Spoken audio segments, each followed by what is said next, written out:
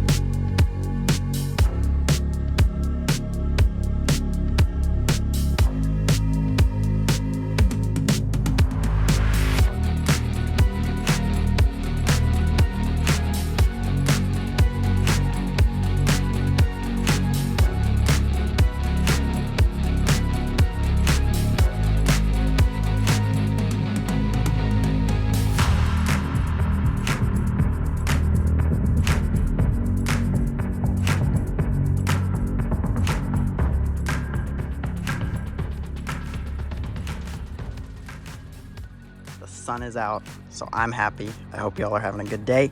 But today we have a problem. We're working on my daily driver, which is a 1998 Ford F-150 four-wheel drive, 5.4 liter. Anyway, the issue that we're having today is that the idler arm in this truck is completely shot.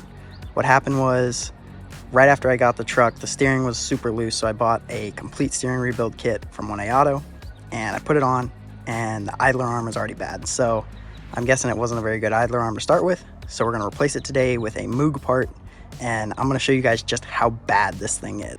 Let me get this thing jacked up in the air, and I'll show you what exactly is going on.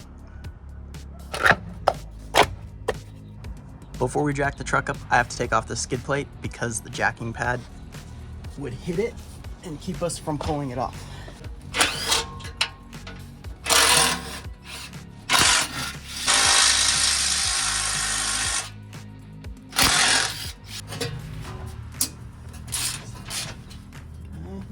I remembered to put gloves on.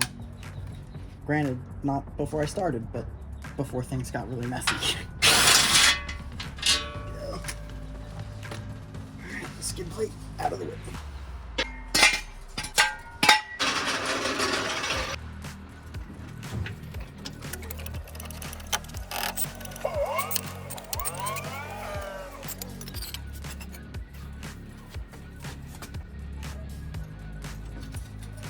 Let me get you up in here and show you what has been going on. So here is the idler arm. It's super loose, which normally you just feel loose steering from a super loose idler arm, but this one is so loose. I don't know if you can see back in there, but the tie rod end has been slapping the frame of the truck. Like, look at that.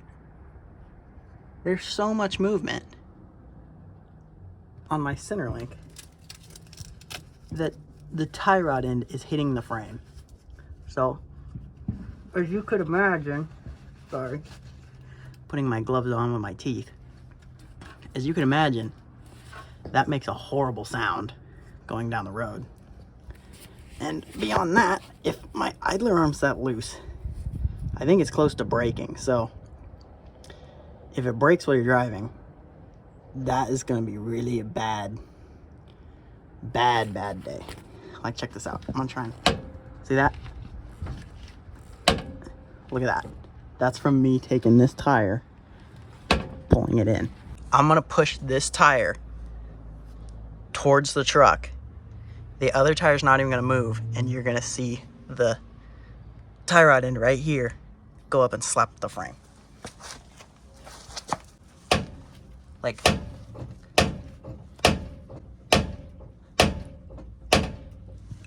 that's ridiculous. This isn't supposed to move like that. Like, that's bewildering how bad that is. Let's get it replaced. And like I said, I replaced this maybe 2 years ago. It might only been a year and a half.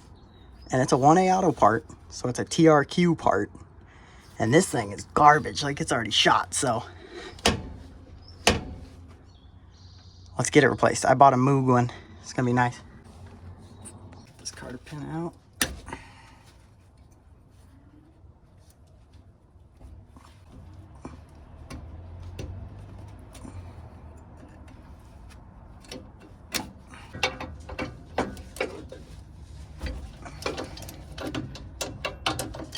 Alright, that wasn't very tight, so that's concerning. There we go. Alright, didn't expect that to be that easy. Oh, they're 21mm too, so cool. Everything's 21mm. So check this thing out. It's the snap-on attachment for a breaker bar. It turns it into a ratchet. Actually, I really like that thing. But I'm not gonna be able to use it here. Not enough clearance. So let's just get this thing. Oh, that's not super tight either. Concerning. What kind of lackluster mechanic put this stuff on?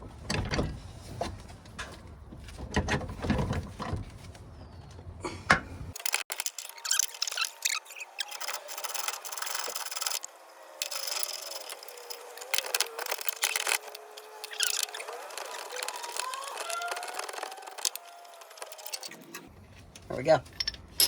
Old part is out. Oh no. Alright, you're good. So here's the new part. Showed up in the mail. 2-day shipping off Amazon. You know, super slick, super easy. And it's a Moog part, so you know it's high end, you know it's good. Let me show you the part number. Just so if anybody's working on a 1997 to 2003 F-150 or Expedition 4-wheel drive, this is the part number. And one important note on these, there's 2 different idler arms that your truck could have come with, and the only difference in them is the spacing of the 2 bolt holes that attach it to the frame. So mine is 2.5 inches between the bolt holes on center, but they also sold one that's 3.5 inches. And from what I've read on the forums, typically the 3.5 inch one is for the 4-wheel drives, but my truck is a 4-wheel drive off-road package, and it has the 2.5 inch spacing. So go out to your truck and measure the space between the bolt holes before you order one. That's the only way that you're gonna know which one's right for you. Here's the brand new Moog part. It looks pretty beefy. Nice thing about the Moog part, greasable there, and it's greasable here. It comes with a grease zerk, but there's 2 grease points, so I guess I gotta get another grease zerk, but that's not a big deal. Check it out. And it's all super tight. Like, you can't move any part of this. The old one, it's interesting how this went bad. You would expect this part, this joint, to be a little bit loose, but it's not loose at all. I can't even move it. But this part of it is just like a complete disaster. Like, that thing was ready to break. You got to reuse your frame bolts, but it comes with a new castle nut and cotter pin.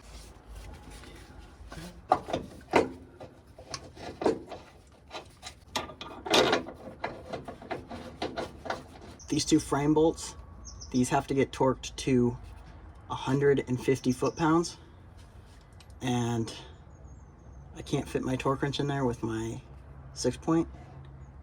That is the correct size of 21mm, but this 12-point, 13/16, fits really snug, so we're gonna give that a go.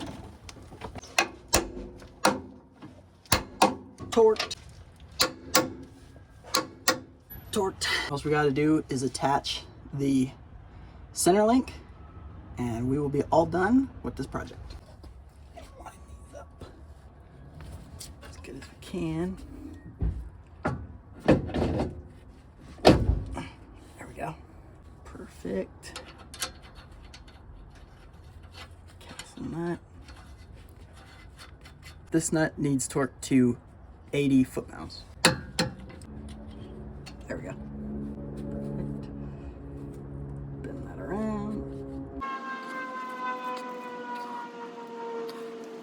that is not going anywhere. Okay, if you're doing this, put the greaser in first. Okay, perfect. The greaser's 5/16. One very last thing before we put the truck back on the ground, it's always a good idea to check all your front steering and suspension components whenever you have the truck up in the air. So the easiest way to do that is to grab each side of your tire, push it left to right like this, and you can tell mine's moving quite a bit, but that's not because of play in any component. That's the steering wheel actually in the truck going back and forth. So the way that you check for play in the components is you'll hear them clicking. They'll go kind of click, click, click, click, and that's how you check your tie rod ends along with your idler arm and your pitman arm. And then to test your ball joints, you grab the truck tire top to bottom and you try to do the same thing, pull it back and forth. And if your ball joints are bad, you'll hear click, click, and you'll have a lot of play. Or if you have click, click, and a lot of play this way, it could also mean that maybe your wheel bearing's bad. But that's just an easy way to check those things out real quick. This truck's in good shape. Let's get it back down on the ground.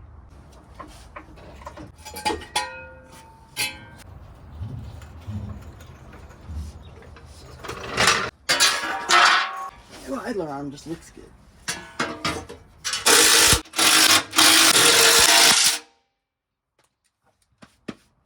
Alright, all done.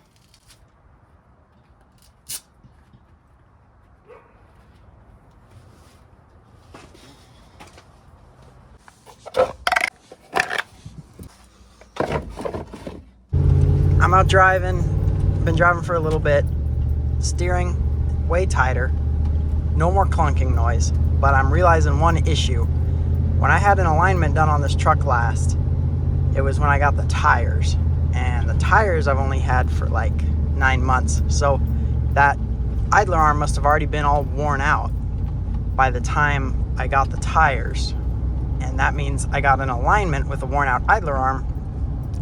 So it was aligned to worn out steering components, and now my steering wheel is not straight.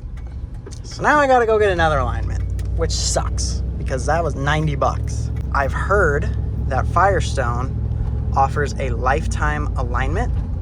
In other words, you pay for it once, and as long as you have the vehicle, you can bring it back in and have it rechecked, and they will realign it every time for free. I think it's like 150 bucks. And with how often I'm replacing suspension components on this truck, I feel like that is going to be a good investment. So I'll probably go get my alignment done at Firestone and ask for a lifetime alignment. But other than that, the steering feels really good. Like, it feels nice and tight. There's no more looseness, no more wobbling. I mean, you guys saw at the beginning of this video how horrific the movement on that wheel was, because it just wasn't in control at all. It wasn't being controlled one bit. But it's a beautiful day. I'm out driving my truck. Life is good. I also wanted to talk about TRQ and 1A Auto. I love their videos. They show how to fix things. They offer parts at a good price.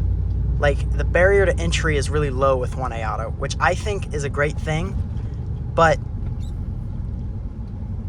it seems like their parts are not of the highest quality, which is kind of disappointing, but it's kind of what's expected, right, at that price point. I don't want to like bag on 1A Auto because I believe they fit into a much needed place in the market, but it also seems like their parts just ain't that good. So if you're going for just get it going, get it up and running, get it safe for the time being, 1A Auto seems like a great option. If you're going for long-term durability and quality, 1A Auto seems like a terrible option because that idler arm wore out in like 2 years. And granted, this truck is leveled and it's on 34s, so it is harder on steering components. So take that with a grain of salt, but it seems like 1A Auto might not be the way to go, at least for certain parts. Like, I replaced all the struts on my sister's car. I'll link to the video up in the cards. I should put a link right up here. They seemed good. Like, their struts, they were cheap, they were affordable, they got the job done. The car drives nice and tight now. Everything was cool. So there's definitely a place for 1A Auto. But when it comes to stuff that's important from now on, I think I'm just gonna go with Moog or a name brand company, maybe even OEM, AC Delco, Moog, OEM parts, Motorcraft parts. I think that's what I'm gonna stick with from now on, just because of this experience. We're jumping the Pro Charged Ghost Mustang. That Mustang is really cool. It's on like a 30 inch drag radio. Hope that you guys enjoyed this video. Hopefully it wasn't too long, not too much rambling. Hopefully you're entertained. Like I said, sun's out, it's gorgeous. I'm having a great day. So please hit the like button and subscribe for more F-150 content, more truck content, more car content, more content of everything. So thank you all for watching. I truly do appreciate it. And please have a great day.